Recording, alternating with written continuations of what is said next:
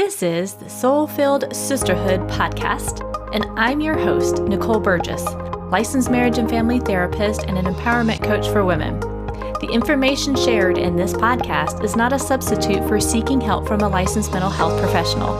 Now here is today's episode. Episode 94. Well, before I dive into my episode today with my guest speaker, if you struggle with perfectionism or even some people-pleasing behaviors, and you really want to get curious about how that really kind of impacts your life, what are some of the signs that perfectionism may be holding you back in your business or your relationships, head over to NicoleBurgessCoaching.com/perfectionist and get your 10 signs you might be a perfectionist today. Now, here is today's episode. Well, welcome, sisters. I am so excited about today's guest.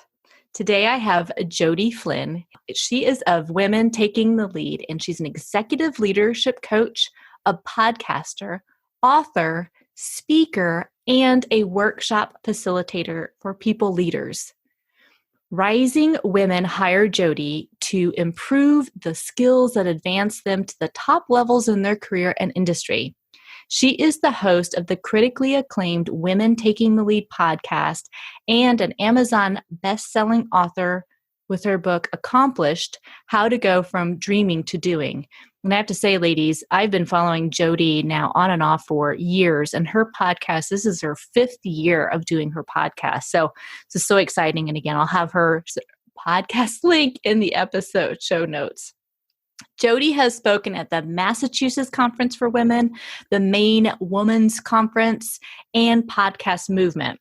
She is the president of the board for the Maine Women's Conference and has been featured in Entrepreneur and Forbes magazine. Well, Jody, I just want to say thank you so much for being on today. Thank you, Nicole. I'm grateful to be here. I'm just in a space of I feel like I'm in this safe, warm bubble right now.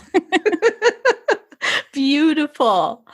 Well, I would like for you to share with my listeners, what really got you interested in becoming an executive leadership coach? Yes. And I do want to start off by saying thank you for listening to us. I hope we provide tons of value. So what got me into coaching? It was a very circular journey. I started by getting my bachelor's in psychology. I was almost complete with my master's in counseling psychology when I realized that level of education in Massachusetts, which is where I was living at the time, I would not be able to have my own practice, which was kind of what I wanted. I wanted to be able to see patients, have them hire me directly, have my own office. Instead, I was only qualified to do social work, which was not where I felt like I was being led. And so I pivoted into taking an entry-level position in a company that served mutual fund companies. So it was kind of like working at a bank, opening up new accounts, doing trades, things of that nature. Never a job I envisioned as my career, because I never envisioned myself as someone who was going to work in an office. But the crazy thing is it turned out to be a really good environment for me based on my personality and my skills, because I would self-describe myself as type A. If my name's going on something, it's going to be good. I need to learn this as quickly as possible. So I'm getting the A+ work. I also came from a big family, so I was comfortable working with people who had different personalities than I did, different ages, all of that. And so I found myself enjoying the work and rapidly becoming promoted. And after about 5 years, I had been promoted 5 times and was then the assistant vice president of corporate quality. And by that point, I was working in Southern Maine and loved it. It was like a position that I had created for myself. It was all about inspiring and motivating people to do their best work. But after 6 months, I started to feel a little bored and looking out the window going, is this it? Is this is this all there is? And I feel like I'm meant for more. Like maybe I could be doing this, but like out in the world, but I didn't see a fit, except over the next couple of years, I started meeting coaches. And I went, oh my gosh, this is everything I loved about psychology that was not social work. Yep. And I got fired up about it and I started doing research about it. But I was well paid. I had this great title. I loved the people I worked with. So I was in like a safety zone, afraid to make a leap. So the way I usually tell the story is the universe conspired.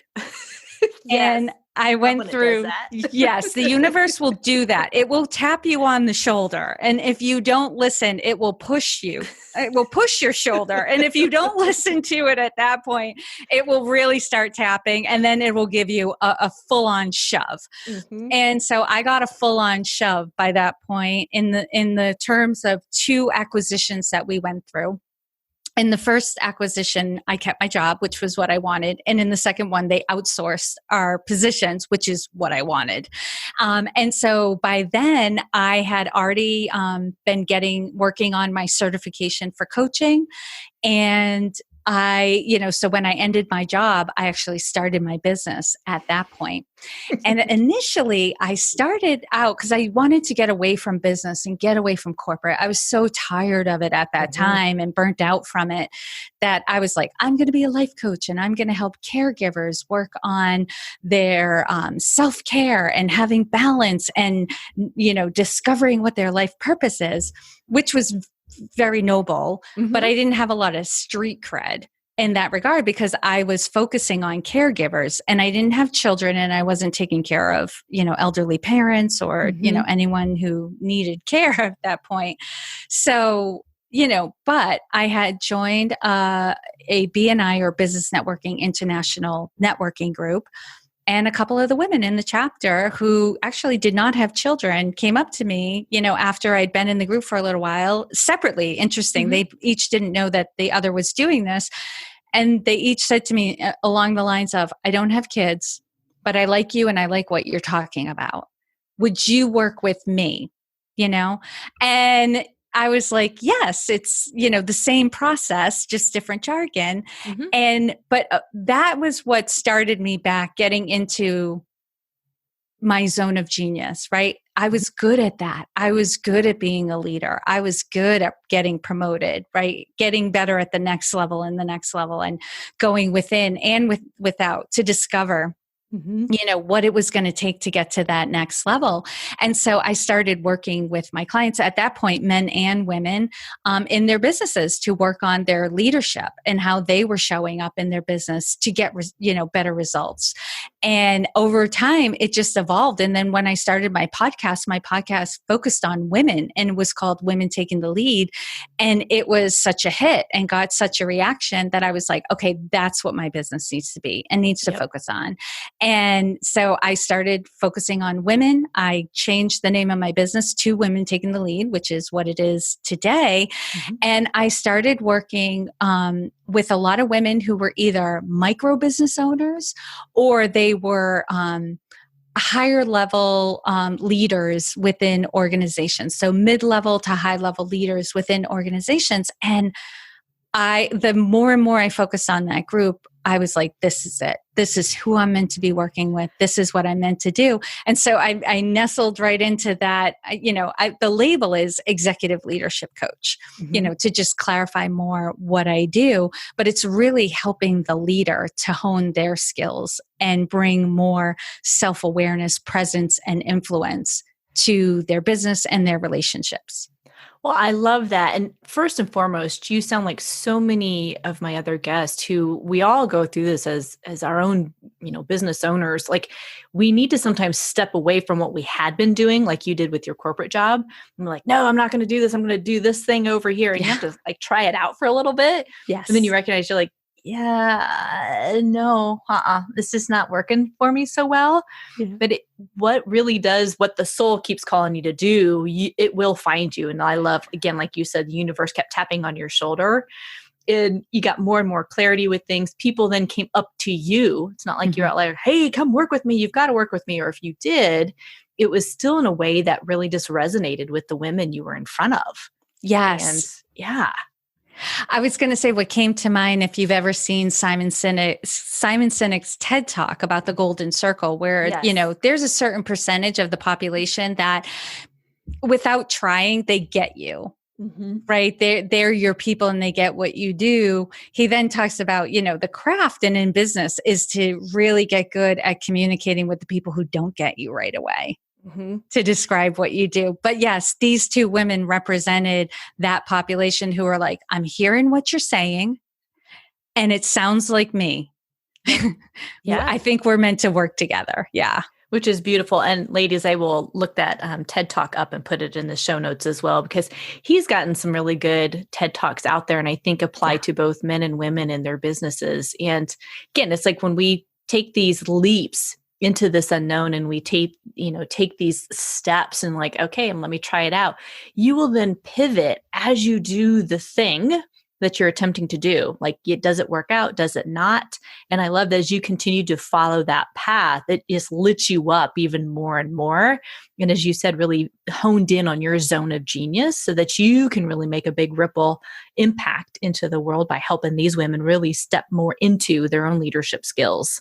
Absolutely. And you point to something that's really important. And I do it in my business every year is I take a look at, who I've been working with and who are the people who, self-proclaimed or I can see got the best results, who were completely enjoyable to work with. And so that helps me to narrow more and more who it is that I work best with, but also to see how I can bring value to them. So that may change my marketing or the services that I provide. It's ongoing, I guess is my point. Like that's that discovery process in your business is always at play. Well, and as we evolve as humans, right? So again, through my whole podcast, one of my core themes is like you do in your own work too. It's the self-care. It's going inward. And it's the same thing with our business. When we pause, reflect, and look at what's working in our business, who are we working with, that does inform us. And let's say you've set this goal, I'm going to work with these, the type A's and the high performers. This is it. But then as you get further into it, you fine tune it even more. Maybe you've done it now for 5 years and you're like, I'm going to pivot just a little bit and get really tuned into this specific area over here. And that grows it even more. But it also keeps you learning about your business, what you can provide, and keeps you filled up at the same time. Yes, it's definitely exciting when you hit on, this is who I'm meant to work with. Yes. Or this is my system. This is my process. This is what they need from me. It's enlivening and it's very fulfilling. I think initially as coaches, when we start out, there's this like, I can coach anybody on anything. And the truth is you can. You really can. If you've honed in the process of coaching, you can help anybody on anything. The question is, would they pay you to do that, right? Because you haven't proven out that you understand the area that they're looking to work on. And would it be as enjoyable as it would be if you are working with like your people? Yep. Yeah, exactly. Yeah, that's why I'm like, I love those who identify or they get their temperament that they're an introvert or they're highly sensitive. It's like, we've got our own little language that goes on, but it's so much. It's like finding their voice and really stepping up into that and not letting what they deem as the temperament holds them back. It's like, it's so much about their own fearful thinking that holds them back. And knowing how you can get them results. It's just so much fun. Yes. It's so funny because we all kind of how do I say this? Like on a conscious level, we can list out, okay, here are the triggers that someone I'm talking to is my client, like you said, that introverted, sensitive person. There's certain things they say or do, but to a big extent, it happens unconsciously. You just find yourself talking with people and all of a sudden you're like, oh, we think the same. Yep. We're on the same page. We're using the same language. And there's this connection that happens. And in that connection, there's this energy, this creative energy that goes on.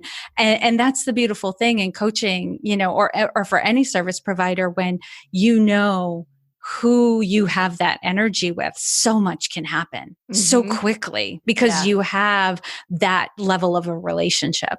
Yeah. And that really is the synergy when you've got that connection. It's just, it can happen so quickly to move forward in things. And it's so much fun. And I'm going to pivot just a little bit because in your profile, and you've talked about this, and I know women can take this, but you are also you do energy leadership assessment.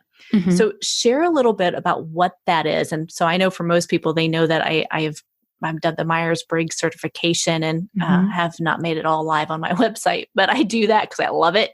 Yeah. But what is the energy leadership assessment? So the coaching process that I use is core energy coaching. That's the official name of it. And it's a holistic approach.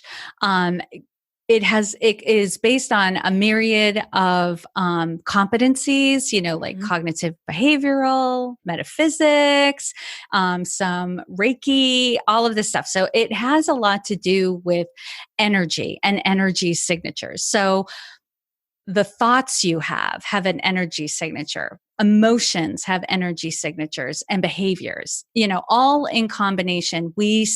All these things send out energy to people and they pick up a certain vibration from us, right? And this happens without us even having to think about it. And this is exactly what's going on when, you might be in a conversation with somebody and they're kind of saying all the right things and doing all the right things, but you're like, I don't know. I picked something up and I'm not quite sure what it was, but something was off, right? There was something going on for that person where they were probably trying to be fine. Right? It's those times when like something really big happened for us. Like maybe we got some really bad news right before we're meeting up with people, but we don't want to upset everybody. So we try to just be on our best behavior and we end up coming off as kind of weird. Yep. And we're just trying to play it off. But people are picking up on our vibration, and the vibration that's going out is, I'm not okay, even though I'm saying I'm fine.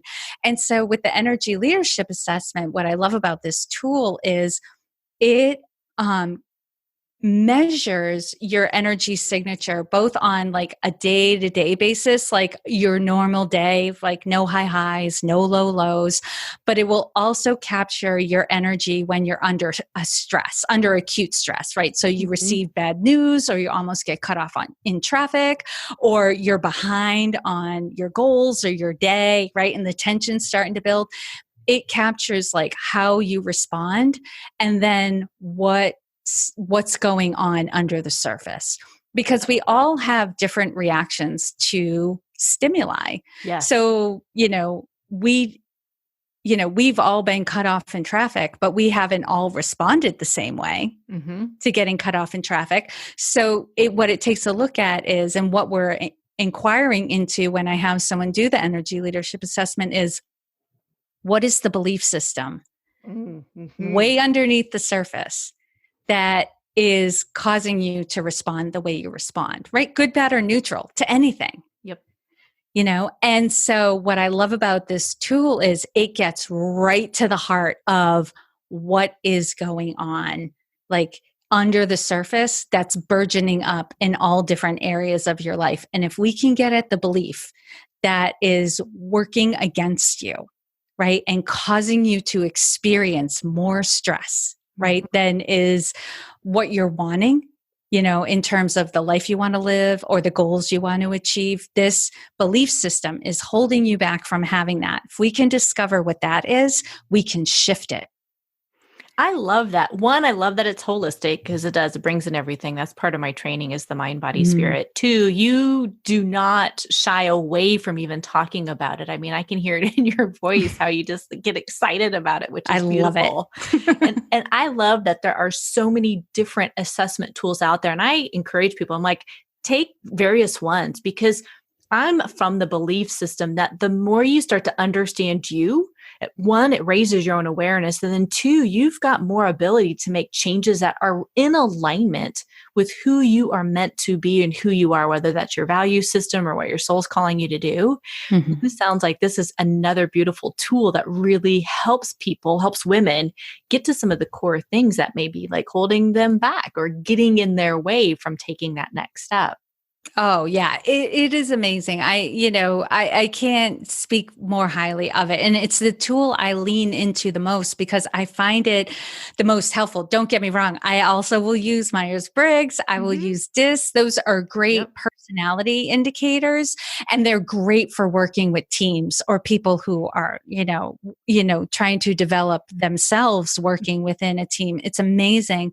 What I love about the energy leadership assessment is it's a little different in that it's not your personality, it's your level of awareness or Yes. consciousness. Yes. So it's not static, it's actually very dynamic. So if you take the energy leadership assessment today, it could look completely different a year from now, Mhm. and just taking it in the conversation we have in the debrief will increase your awareness and your consciousness because you've had that conversation about all of those things. And what I also love about it is it gives my clients and I a paradigm, right? And some common language that we Yeah. can use that helps us get further faster. Because the energy leadership assessment breaks out awareness into 7 different levels. And we can talk about the experience, the thoughts, the feelings, the behaviors that crop up in each different level of awareness and consciousness.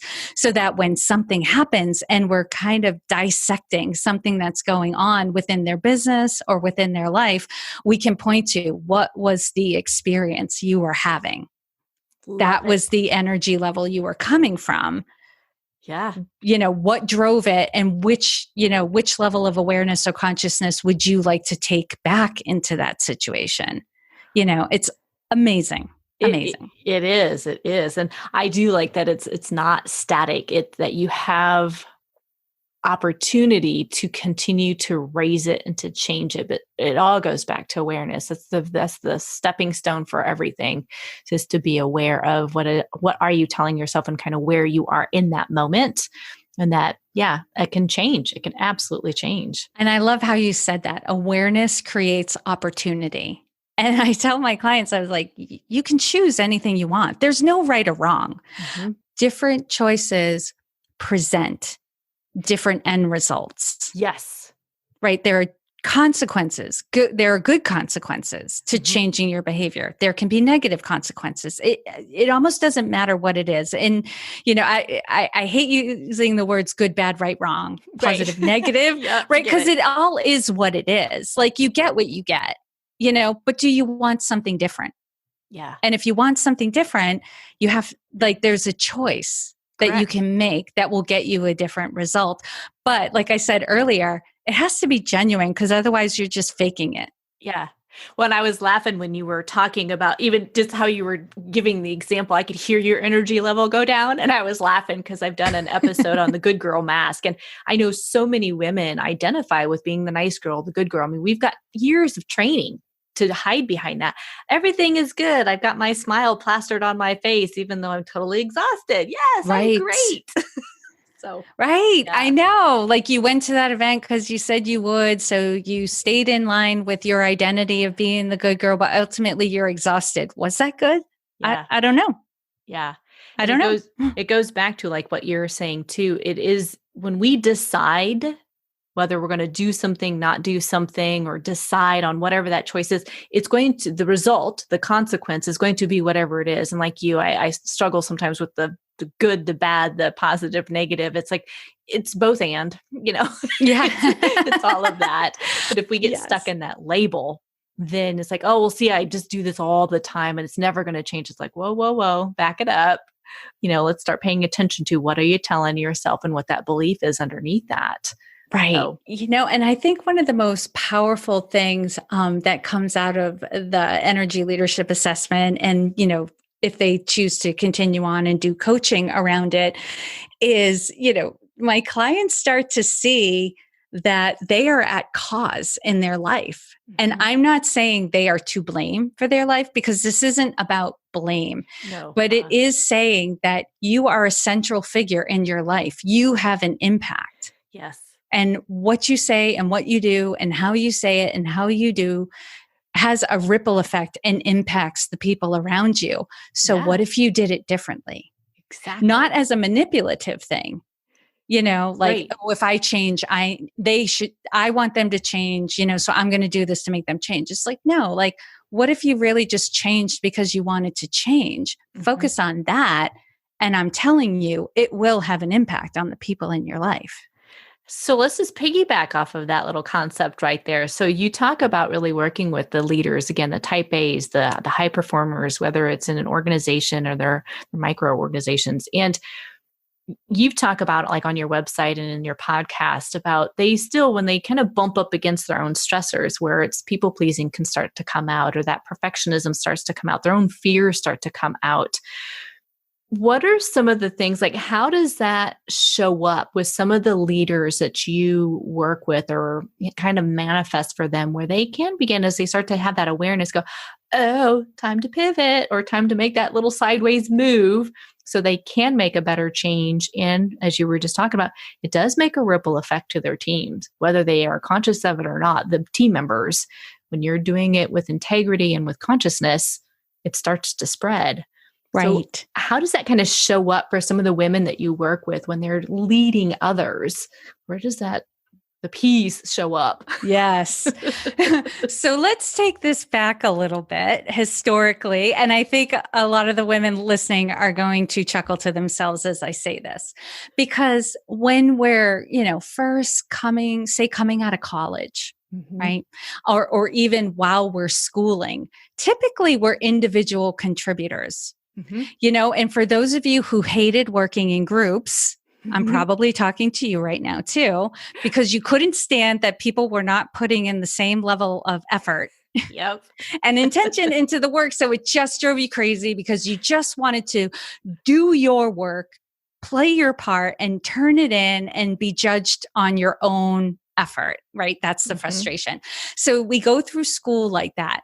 And then we start our job. Say it's like entry level. We're an individual contributor for the most part. We might be working on a team per se, but we're really being assessed. Our performance is being assessed based on the work that we do and how we contribute. And so that is a great place to be kind of perfectionistic and a people pleaser, right? Because your perfectionism causes you to turn in really good work. And that's where you're trying to make your bones and prove your worth. Like, yes, please promote me when the opportunity comes up, because I do really good work. I care. And the people pleasing works for you, because when, the manager or the boss says, who's willing to stay and help with this project, your hand shoots right up. I'll do it, right? Like, you want to prove to this person and please this person, because this person has power over your destiny in terms of your career. So those things are great. But as you are promoted and you rise through the ranks, you need to shift gears. There is less doing and more being required of you. Ooh, say that one more time, because that's a huge thing for most people I know. Yes. As you rise through the ranks in your career, or even your business, as your business grows and you are bringing on people to help you, right? If you can get yourself to that place to bring on people to help you, right? You might be stuck right before that, because this is what's going on. What's needed from you is less doing and more being, right? You are kind of the general on the hilltop. I have to come up with a different analogy, because that's very military. And I don't know that all women resonate with that, but they get it. They get the image of, you need to take a step back, because it's your vision that everyone else is going to fulfill. Yeah. Or you're better able to communicate the vision. You know where everyone's going if you're within an organization. So for you, it's about inspiring and motivating others, right? And valuing them and showing them, how much they are valued. That's your role. Yeah. Be a great communicator, build tight relationships with your team, and communicate that vision. But if you are stuck in the weeds doing, a few things are going on. You've taken on too much, right? And for my clients who are working within an organization where they still have to be the communicator, they still have to be the relationship builder, and they're trying to do a lot of the work, then they're exhausted and they're working nights and weekends, trying to respond to all the emails or get that report in and that sort of thing. Now, they will, for themselves, the consequences for this is burnout and the law of diminishing returns. Oh, yes. Yeah. That you're working harder and harder, but because you're tired and you're not at your best, you actually have to work more and put in more effort to get results that either plateau or start to diminish. So that's the impact on yourself. The impact on your team is they don't feel like you value them.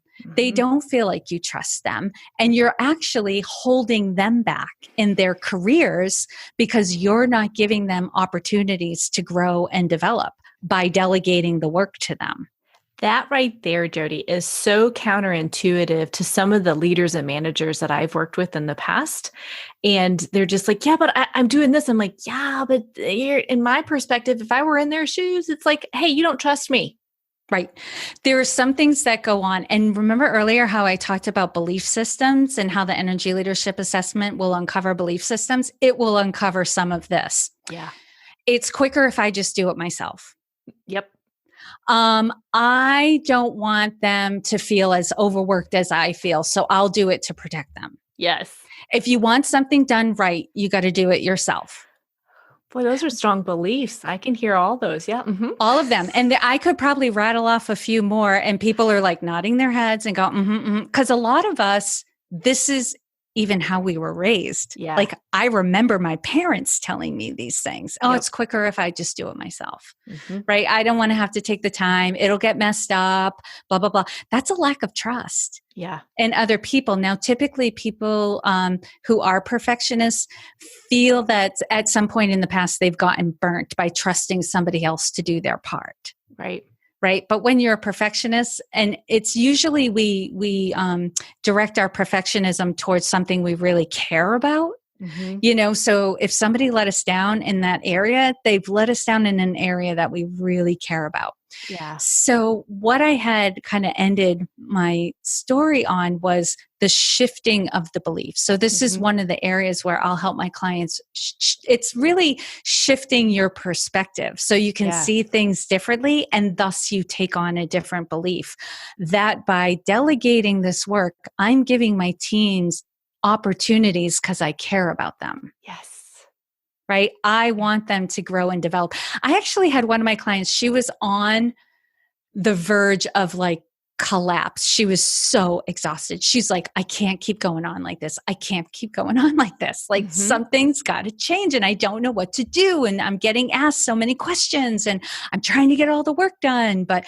We got into a conversation of what are you doing that other people could be doing for you? And she went into her belief system came out. You want to uncover somebody's belief system, start asking them questions and challenging their position, and their belief will just fall out of their mouth. And that's when she said, one of the beliefs I hear a lot of my clients say is they're already working so hard. Yeah.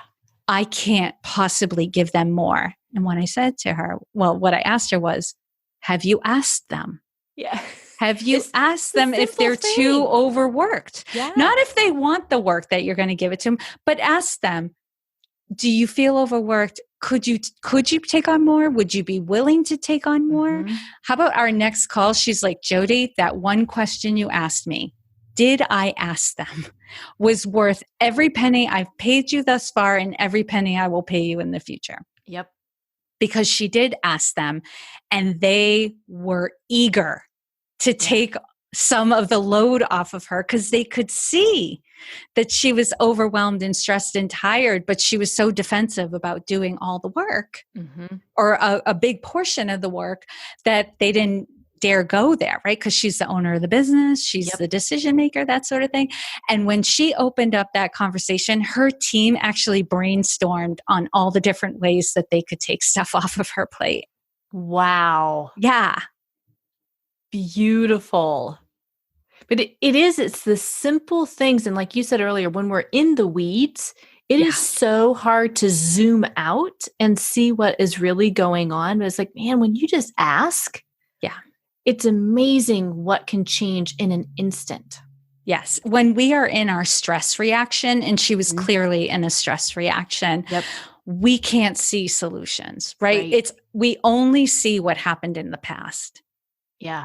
Or what we believe happened in the past, right? So opportunities we don't see them. They're all around us all the time. Yes. But we don't see them when we're stressed out. And solutions are all around us all the time, but we don't see them when we're stressed, right? Okay. So the key is to reduce the level of stress that we're experiencing. A lot of that comes from shifting our perspective. Yes. And when we shift our perspective and we believe, shift our beliefs, our stress level goes down. And then it's like amazing. We're able to see. I want you to, if you don't mind, give some examples of how the ladies who are listening today, if they're really stressed out, and we're recording this and the pandemic stuff is still going on and everybody's got their own kind of moments of stressors, but what are some strategies or tips that you do either yourself or that you give your clients to help them kind of zoom out and maybe de-stress or shift that perspective within a few moments or the hour or the day? What are some things that you do? Well, I'll tell you with my clients, it's like the second step in my system is actually, if you include the energy leadership assessment, it's the third step. It's a personalized self-care plan. And it's not just physical. Yep. It's across the board. It's very holistic. It's like physical, mental, emotional, spiritual, but it also has to do with finances and relationships and pleasure, and enjoyment and those sort of things. You identify, which areas need more attention from you. Where are you not bringing self-care to that area?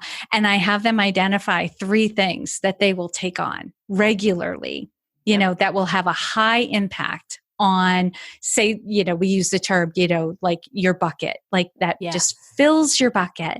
And so for me, the things that will quickly fill my bucket is Shavasana on the floor. Oh, yes. Right? Like it takes 2 to 5 minutes. It's amazing because I will typically not go there unless I am so drained. I ooze out of my chair and become a puddle.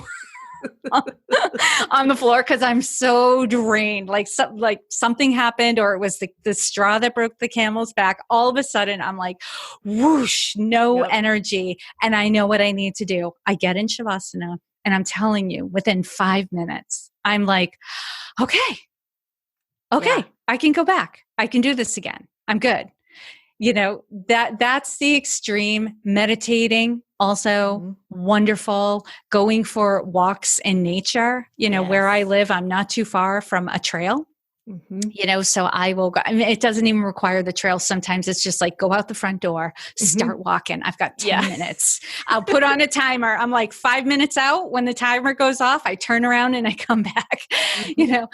Just get walking. Or I might call a friend. Yeah.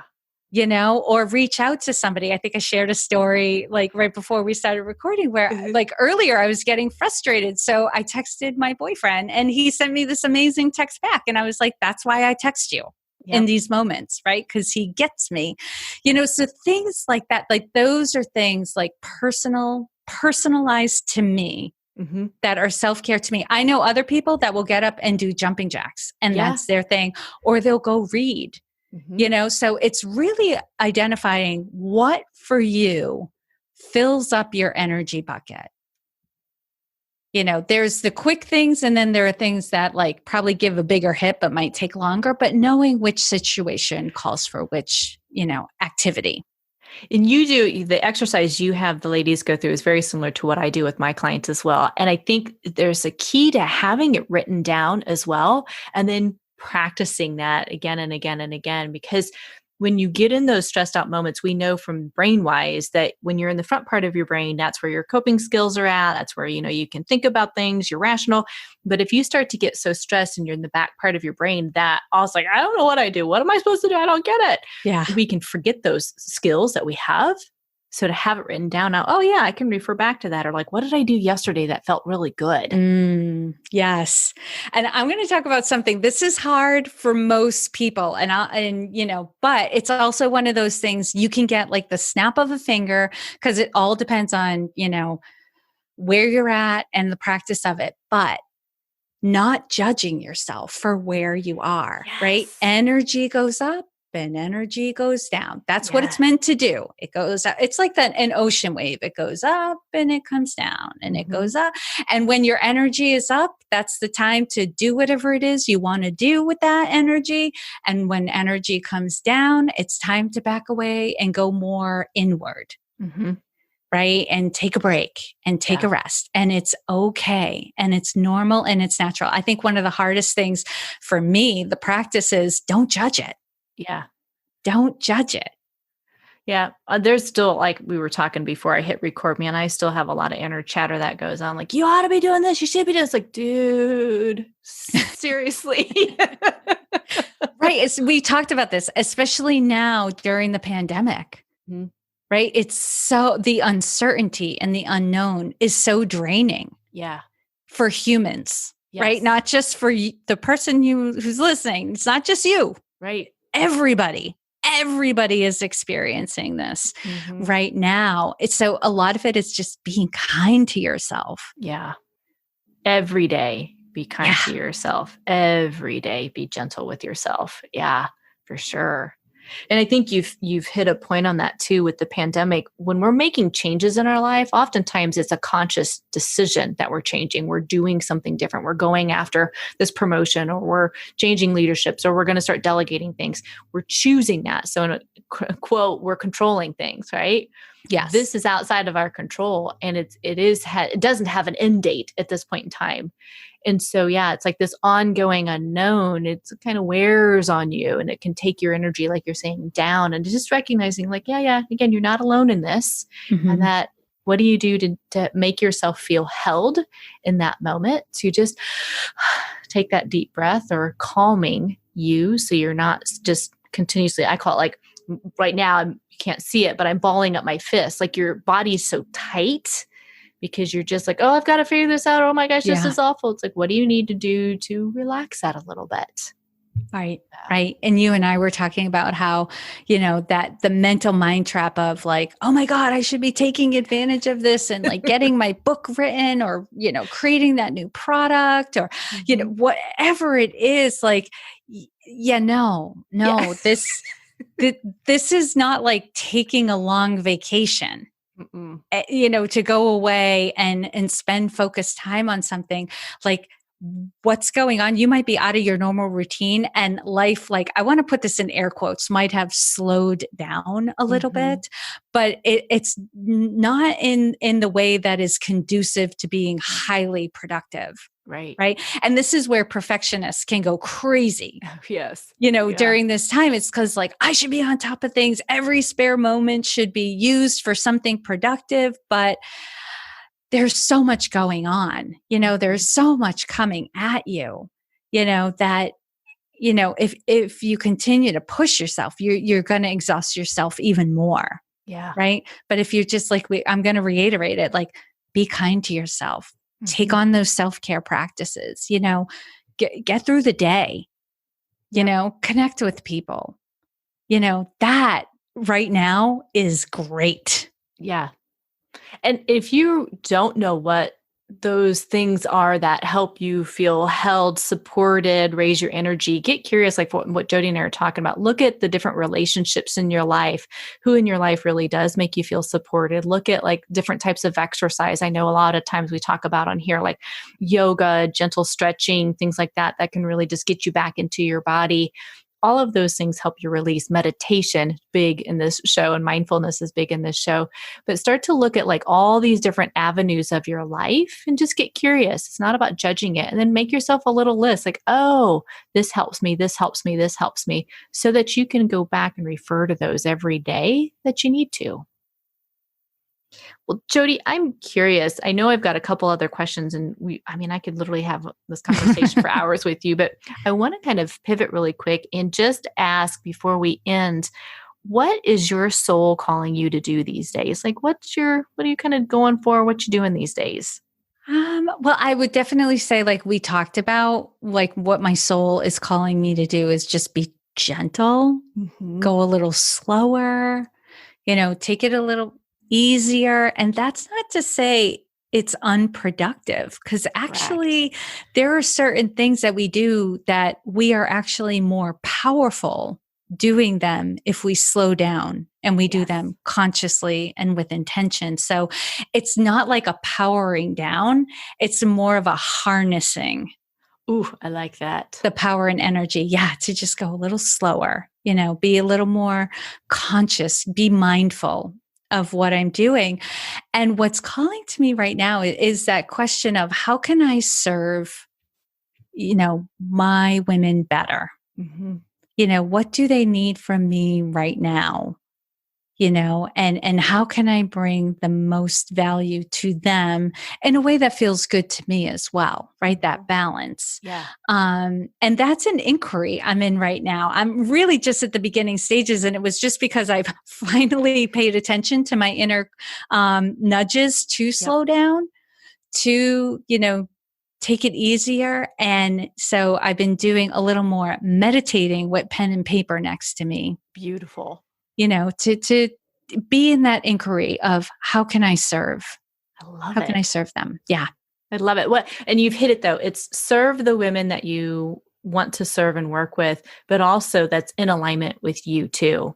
Yes. So it doesn't lead to burnout and exhaustion and all that, because we don't need more of that in our world for sure.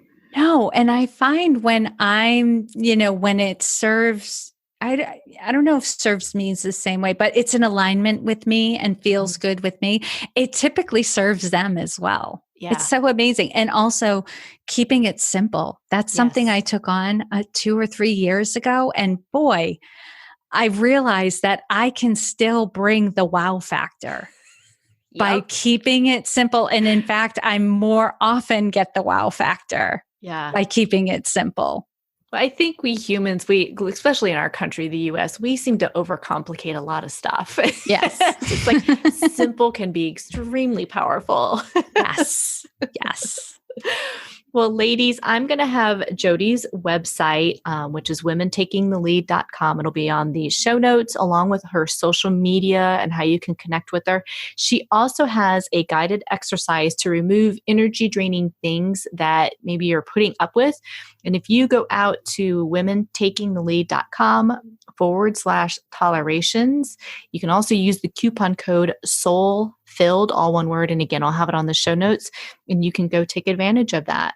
So Jody, I just want to say thank you so much for coming on today, sharing your wisdom, and for helping all of the women out there who are the leaders, not letting them continue with the burning out and the people pleasing and the perfectionism that they are meant to do even more, which is trusting in their people that they have work for them. And because that's what they want to do as well. They really want the best for everybody. So thank you so much for what you do. Nicole, thank you so much for inviting me on to hang out with you and your listeners. This has been so much fun. Thank you for listening. Wondering if perfectionism is holding you back in your business or life, or just maybe it's impacting all of your relationships? Well, head over to NicoleBurgessCoaching.com/perfectionist and receive your 10 signs you might be a perfectionist today. Till then, take care.